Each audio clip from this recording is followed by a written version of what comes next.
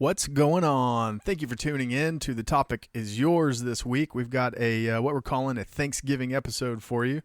We've got Paul in to talk about cooking, recipes, gravy, all the good stuff. And then after that, we've got Jason at the Movies is back, but he's not talking about movies. Jason is talking about his days as a stand-up comic. He is a jack of all trades. So that's a good one. You're going to want to tune in for that. And then at the end, we announced the winners of the Lucas Ross album giveaway. So be sure to stick around for the mailbag. Also, one more note, with it being Thanksgiving, we're going to take the week off. I'm going to put together a best of episode for you guys. If you haven't heard some of the old stuff, this is your chance. You're going to love it. Thanks for listening.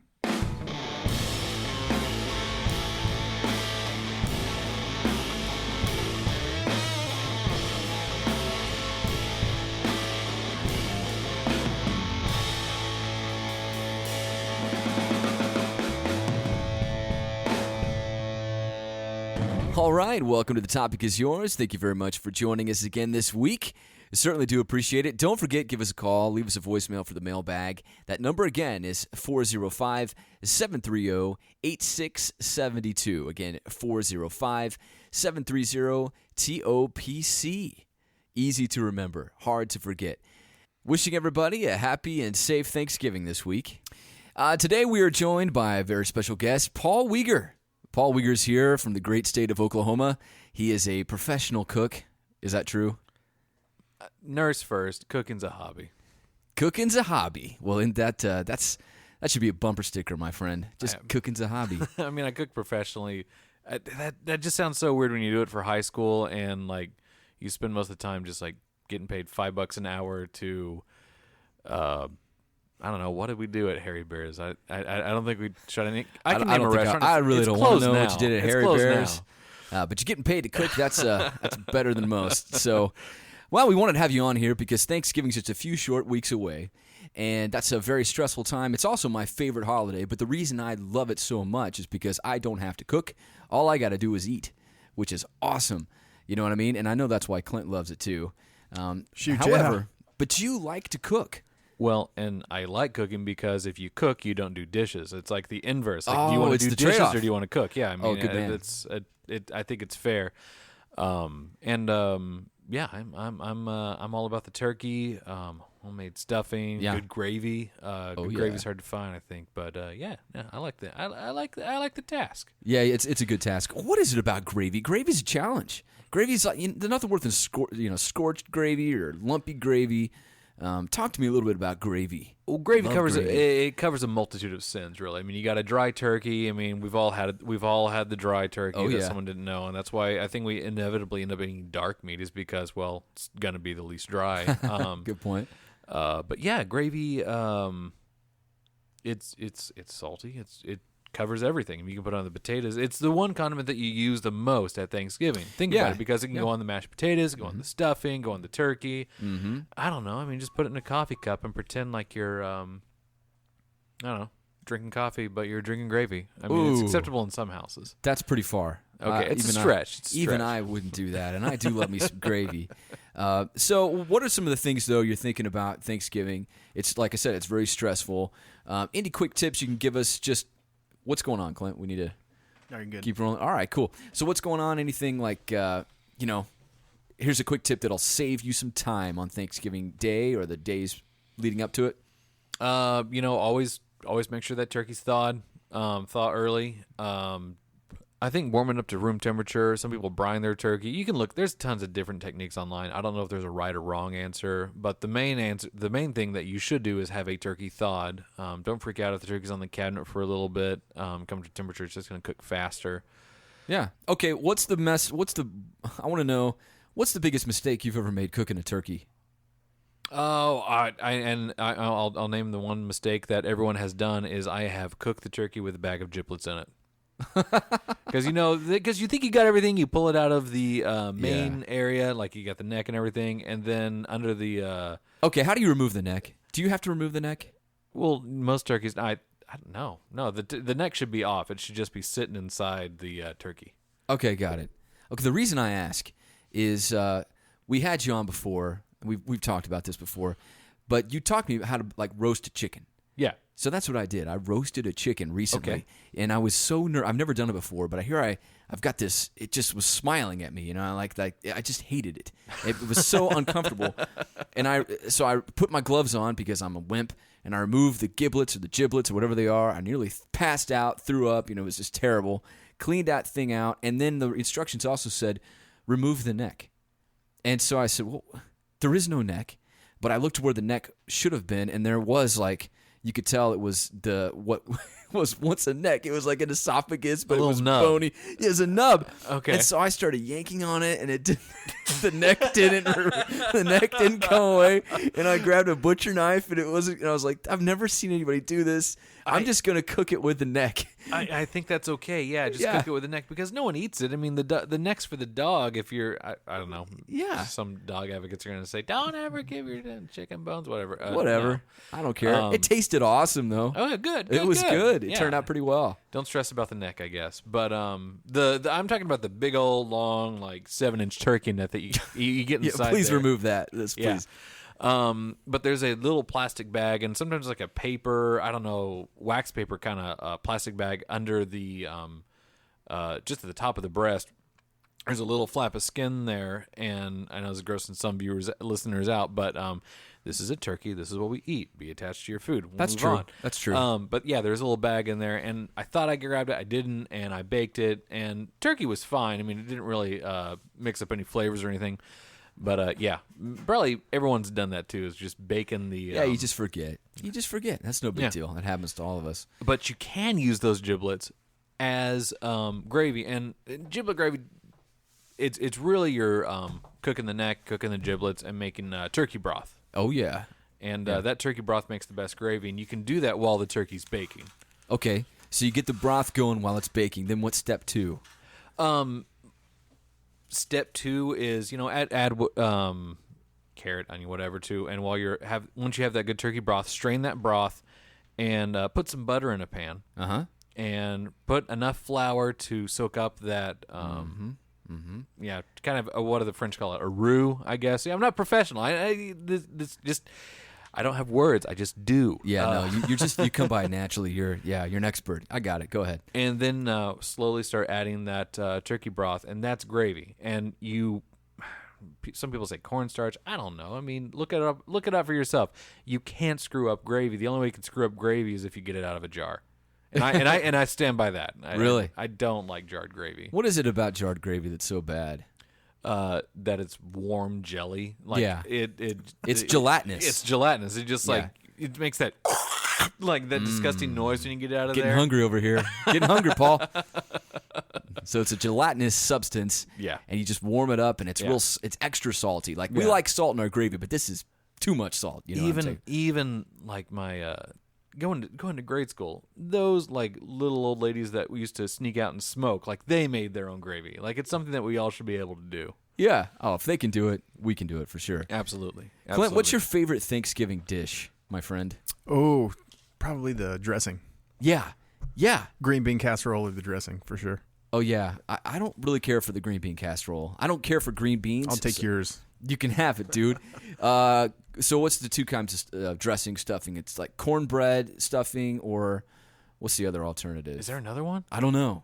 I've just heard it like they're always like, oh, we're going to make cornbread stuffing. And I'm That's like, right. oh, I'm good. I'm glad it's cornbread and not that other type that is also delicious. And I've never, you know what I mean? I don't know. I guess you could like throw in like old hot dog buns. Like you can sink a lot of stuff into dressing and no one will know. No, I'm not joking. Like, yeah, That's true. Like my grandma, she's from the Depressions, like super old school about everything. And she goes, just throw in your old hot dog buns or whatever. And definitely cornbread is always a part of that. And sage. Sage is your main spice for cornbread. I didn't think of that. The stuffing dressing may have originated and been so popular as a result of the Depression. I wonder if that was the case. We may have uncovered something here, Paul. I think that probably like more like eating possum or something like that would probably be more depression. But it could have been. I don't know. You might have been right. Yeah, maybe so. Regardless, I like my story better. I'm sticking with it. So Go with it. we uncovered it, and that's a historical fact. All right, so but that's another reason why gravy is so important, because if you put on your dried, nasty hot dog buns and your Iron Kids bread and everything else, get your gravy in there. Not the gelatinous kind. I haven't thought about Iron Kids bread in forever. Oh yeah, it's great stuff. And then get the good stuff, get the good gravy in there. You got yourself a happy Thanksgiving. Absolutely. All right. Absolutely. Thank you very much, Paul. We appreciate it very much. And I will say this, Paul, we joke around, but Paul really does know what he's doing, and so he's going to give us a couple of recipes, I hope. Check it out at thetopicisyours.com. Go to this episode. You'll find detailed instructions there so that you can provide a wonderful meal for your family this holiday. Thanks a lot, Paul. Appreciate it. Jason Black, right after this. Yellow Rose amplification has been annoying neighbors since 2014. These high-quality, handmade tube amplifiers are at home on stage, in a studio, or in your bedroom, and they are built to last a lifetime. Yellow Rose amps are proudly built in Oklahoma with a Texas state of mind. Exclusive to the Topic Is Yours listeners, Yellow Rose is offering a 10% discount on their flagship amplifier, the RJC10. Check them out at yellowroseamps.com and enter the code TOPIC at checkout. The code again is TOPIC. Yellow Rose Amps. The Rose rocks. All right, sweet. Welcome back. Back with us again is Jason. Jason at the movies. One of my favorites. Of course, they're all my favorites, but especially this guy. Jason, so, man, I love you. So, well, thank you. One of the things I love about you, too, is you've done so many things, and I just found out that you were a former stand-up? Yeah, I used to do stand-up comedy. It's been a little while since I've done it, but I lived in California for a year. That's actually going to be another show too. We've got to talk. We've got a lot of stories. All right. I'd always had people, and I know how this sounds, but I'd always had people that had said, you should do stand-up comedy, and I'm like, well, I would love to, but I don't really know what to do, And so one night I was watching Rob Schneider actually.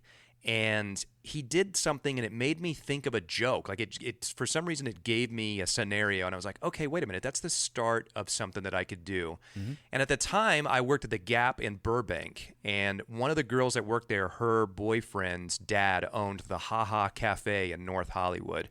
So in California, the way it works, or in LA, because there's so many comics, you have to pay to get in. You have to pay to do like really? An open mic. I heard that. Yeah, I've heard of that in like New York and stuff like that. And then everybody else is free. Right, okay. so if I'm performing, I pay, and then you guys can come in for free. Oh. In Oklahoma, the comics get to go up for free, and then you have to bring friends, and they pay to get in. So it's different. So I tried it for one night. They recorded it actually. I brought everybody that I knew from the Gap. They all came, and some of the guys brought their moms. And this is not a joke, but it's just how it is in California. All my friends were Mexican, so. They all came. I had some sort of Mexican flavored jokes because they were my friends. So, I just they weren't racial jokes. It was just like, yeah, I had Mexican friends. So, of course, that just killed. So my first time going up was actually went pretty well. And which, by the way, guys, if you laugh, make sure to do it off mic. Make me feel better about myself. So when I got back to Oklahoma, I discovered the Looney Bin, and so I started doing open mics up there, and then they had a comedy contest, and I got second place. This was like only a few months after doing it, and then got booked to host, and then what happens is that there will be people that will call the comedy club and go, hey, we need a couple of comics because we're having this. There's a dinner, there's a fundraiser, there's something. Now, let me say, none of these are good ideas. None of them. Okay? So the club owner will say... Why are they bad ideas? Well, we're about to find out. Okay. So the club owner comes up and says, hey, we got a call about there's a gig Saturday night. It's at the Shriners dinner if you want to go. Hey-o. And so of course you get up and you're like, hey, who here came in a mini go-kart? Oh my gosh. My ride home. You don't do that. But they think it's going to be a good idea. But what ends up happening is that you take a comic out of a comedy club and it just doesn't work because I'm a clean comic, but there's edgy stuff. Well, if you start to get a little edgy at a Shriners dinner, it just doesn't go over quite as well. Right. So I went not to mention the venue. Not to cut you off, but the venue is very important. Well, it was, and the Shriners is not the best venue. I mean, it's a wide open fluorescent. It was lighting. it was like a hall. It was, Yeah, okay. All yeah. Okay, so I got booked for the Mangum prom, and the Mangum prom, because there's nothing in Mangum, they had to go to the Holiday Inn in Altus for their prom, right? So I got paid $200 for 10 minutes, I think, which actually is great money, of course, it took me forever to drive down there. Sure. So they tell me beforehand, they're like, some of the students, or one of the students goes, hey, make fun of the principal, say something. And I was like, oh, okay, sure. And so I got up there and I was like, hey, Mr. So-and-so back there, and it did not go over. So I'm completely bombing at this prom, okay? And this kid that's sitting in the table next to the podium goes, not funny. Oh. And I looked at him and I go, oh, that wasn't funny? And he goes, no. And he had a mustache, but it was like where you'd never shaved mustache. It was like a soft mustache. And I go, that's great, coming from the kid who had a mustache in 6th grade. And he goes, your sister liked it. Oh my gosh. And I said, you know what, my man, I'm going to let you know no one likes it. You need to shave it. So it was over. So I went and collected my check and then just walked through like the shame of the parents as I walked out of the Holiday You made Inn. fun of a kid. Well, he was making fun of me. I know. That's just so awesome, though. Yeah. So, yeah, I mean, there's always been gigs like that. You're like Larry David. You just insult the audience and walk away. No. Listen, So good. Don't get me wrong. I mean, there were times it went really well, but just those times weren't. What's kind of funny, and this is a little bit of and there'll be people that listen to this that might say that this is not true, but I'm telling you this is absolutely true. A little bit of my legacy. So I ended up winning the comedy contest a couple years later. I kept getting second place. And so what would happen is that if you won, you couldn't be in it again. And so different people kept winning, but I kept getting second. I was like, well, man. So this, like the new guy keeps beating me. But so then we were doing a show and that I produced with some friends that we booked booked a theater and did our own ticketing and all that kind of stuff. And so I was really trying to push it and trying to sell, you should come see me. And I just won the comedy contest. So I went to the comedy club owner and I said, hey, listen, can I call the comedy contest the funniest comic in Oklahoma or the funniest person in OKC? I think that's what I said. Funniest person in OKC. And this comedy club owner, Larry, who's the all-time greatest, smokes a pack and a half an hour, and he looks at me and he takes a big drag off a cigarette and he looks at me and he goes, call it whatever you want. So I started billing myself as recent winner of the funniest person in OKC. And the other day on Facebook, I saw an event that was come to the funniest person in OKC contest. It may be happening maybe tonight. I don't know when it was. So awesome. And I know those guys don't know that it came from me, but I'm telling you, that is the truth. That is Call where it it whatever came you from. want. Call it whatever you want. This is also the comedy club owner. We could do a whole show on him. My friend got dumped by his girlfriend. And he goes, yeah, she dumped me because she wants to go back to school. And he goes, what's she going to school for? And he goes, I think psychology. And his answer was, well, go with what you know. You'd always get some wisdom from Larry. This at the guy's comedy club. awesome, Yeah, man. he's great. Gotta get Larry on We got to here. get him over here. Is he Be still great. around? Is he still with us? Of course he is. What are you talking about? Oh, fantastic. Yeah. Awesome. So how do you come up with your material? I've always wondered boy. that. Oh, I mean, you try and take stuff. What I figured out early on is I saw an interview with Chris Rock on like 60 Minutes or something like that, and he was saying, everything I say is me, but it's not me. It's a version of me. And he said, when I'm on stage, I let it all, I let it all hang out. So I thought, okay, so all you have to do is you can talk about true things. But then I figured out, okay, you can talk about true things, but if the truth isn't funny, just make it funny. So take that story, and the ending wasn't great, but it would be great if this happened. Well, on stage, I can just tell that story and act like that's really what happened. Yeah. So a lot of the stuff that I would do was stuff that was just happening to me, or, I wouldn't do like observational humor like Seinfeld, but I mean, you try and come up with something, and then really, once you get going on something, you can think of more things. You know what I mean? It's rare that you're going to think of kind of one play bit off of it and then a go, little I bit. can't think of anything else. Yeah. Okay. So, do you have a favorite style? Is there somebody that you look up to? Oh, well, I mean, yeah. I mean, I do love Jerry Seinfeld. I mean, he's my all-time, person as far as influence on me. But as far as style goes, David Letterman was a big one for me. He's awesome. Just because, like, Letterman would do a little bit of the absurd, or something that I was good at was kind of a blank stare. Like, you say a line and then you just stare at the audience for a minute and kind of act like you're not exactly sure what just happened. Yeah. And I know describing it sounds like, okay, yeah, that's what everybody does. But you find a style that works for you. Yeah. And that would work for me. Not at the Mangum Prom, but it did work. How long in did other it take you to venues. figure that out? Oh, I mean, it kind of comes naturally because comedy, I believe it to be natural, but I do think you learn how to be funnier. It's you still you have to work at it. It's a skill. It really is. And there are funny people that are not good at stand-up. And there are stand-ups that I've talked to off the stage that you go, this guy's not funny at all. Right. But, you learn how to do an act. And it's an act. It's entertainment. It's part of a show. Yeah. So how many acts did you do? How many gigs total? Oh, I have no idea. Yeah. I did it for a good solid 5 years. Wow. When my son was born, I had to figure out, okay, what are of all, I mean, you mentioned it at the top there, Dave. I do a lot of things. I had to figure out what should I not do. We've got this child now. I can't do everything. And the thing that put me in a dark, smoky club for a week for $175 was the thing that Yeah. I thought, it's probably the thing I shouldn't do. And also, I never had any aspirations to go on the road or even make it something bigger Right. than it had to be. So I just stopped doing it. However, I will tell you, I actually would like to do it again. Since having children, there's new material You're that full of material. I would like to try and put together and see if I could do something with it. Who's that one guy who basically he has 5 kids, and that's kind of his whole act? Jim Gaffigan? Yeah, Jim Gaffigan, yeah. Gaffigan, yeah. Yeah.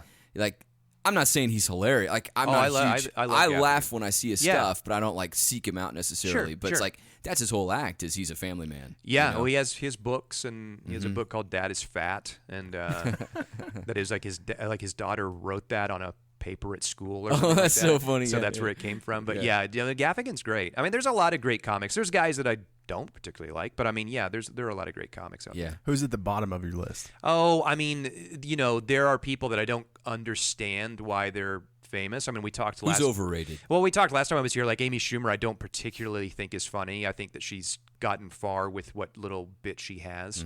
I mean, I'm trying to think. There are several people that I would just look at and go, I don't. There's people that you would not have heard of either that I've heard other people try to prop up, like Ralphie May, who just died. But he was, and you don't even know who he is, but he was somebody that they tried to prop up, and I tried to watch 5 minutes of his special, and I just didn't get it.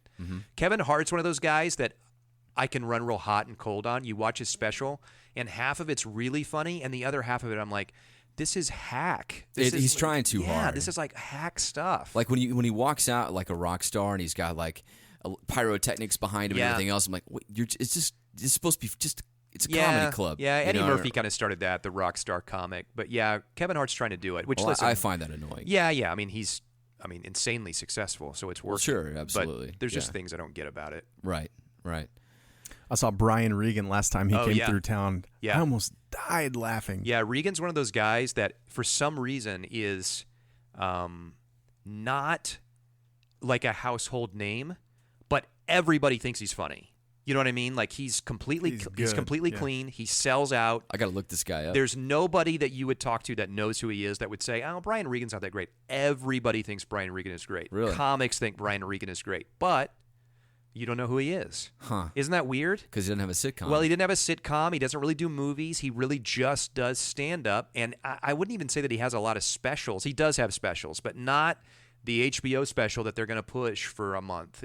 He's just not like that for some reason. Do you think he turned that down, or are they just not interested? I don't know. I've listened to interviews with him before, and he's probably explained it. So I'm sure there's a method to the madness, but he's just one of those guys. He's just brilliant. People love him. Huh. That's awesome. I have to check him out.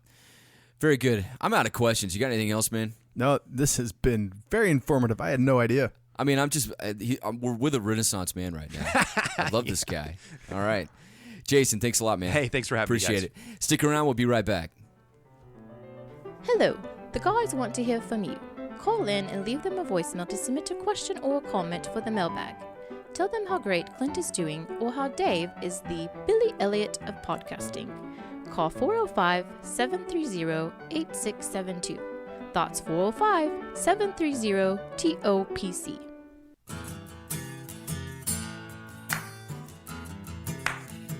We're gonna open the mailbag. We're gonna check some mail.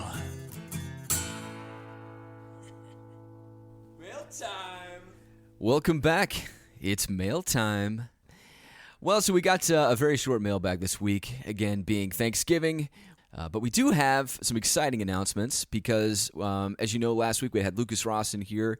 Did a great job, and we had a little contest. If you shared our episode, the first 3 to share, they won something, didn't they, Clint? All right, they sure did. So I've got the names here of the people that shared that out on Facebook. Thanks again for doing that. And also, thank you. Well, they're not the only ones. They're the winners. They're the winners. Good point. Thank you also to Lucas Ross for sharing his album with our listeners. I think that's very cool. So we've got 3 listeners this week. And actually, I'm going to shove Dave under the bus. Dave drew the names out of the hat here. Okay. If they, everybody else can be mad at Dave if you're not happy with the results. Why am I not surprised? You know who is happy with the results? Colleen Oden, Jennifer Gilliland, and Terry Southard. Thank you very much for sharing that and listening. We appreciate it. So again, happy Thanksgiving. Next week's going to be really, really cool. Clint's got a good idea. We're going to take the week off, but Clint's going to go ahead and put together a best of podcast. We've done about, several episodes by this point. There's all sorts of content.